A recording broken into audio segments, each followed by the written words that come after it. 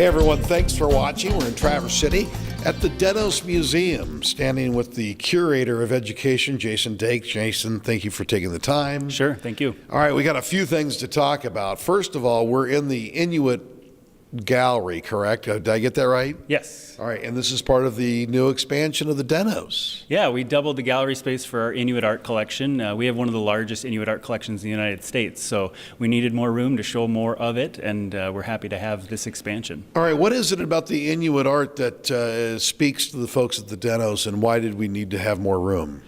Well, the collection started about 50 or 60 years ago, actually long before the museum existed. And it was started by Bernie Rink at the library here at the college, Really? And has grown since then. But when the museum opened, 26, almost 27 years ago, we had about 500 pieces of Inuit art. We now have over 1,500. So just over that course of time, it's grown so much. And now it's to the point where people call us from all over the country to donate their collections because we're known for Inuit art now. Wow.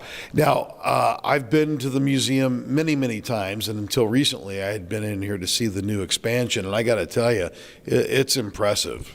Yeah, it really is. We're really lucky to have something like this in our region, and it gives us a chance to show off more of our permanent collection, actually, because we're known for the Inuit art, but we have lots of other kinds of art Right. from the region, from international, Korean and Chinese artists, as well as well-known names like Andy Warhol. Yeah. So it gives us a chance to display all of those things. You and I were talking before we turned the camera on that you're seeing a rise in people coming into the museum, correct? Your numbers are big. Yeah, we are, and we have a special exhibit with King Tut right now, so I think that's a big part of it, but it also is just the excitement with the expanded galleries. All right. How long will the King Tut exhibit stay? That'll be here through May 6th. Okay. All right. Let's talk a little bit about Slow Art Day. Now, what is this?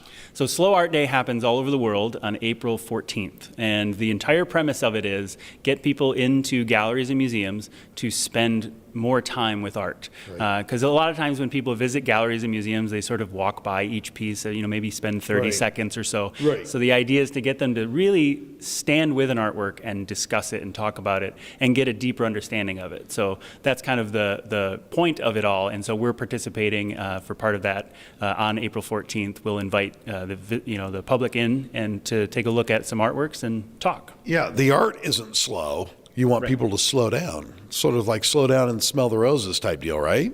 Exactly right. Yeah. So it's the idea that you can get more out of it and learn more from it and have a different experience if you just spend a little bit more time with it. How are we doing on art appreciation? And, what with school budgets being what they are and things getting cut, how are we doing in this area, you think?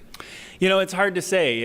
In our region, we've seen sort of a plateauing of school visits to the museum. So that we're not losing numbers, but we're not really gaining a lot of numbers. Right. And you talk to different schools in different school districts. They have different rules in case. Sometimes they can only take one field trip a year. Right. So that it definitely impacts the amount of time that students are able to make to the museum.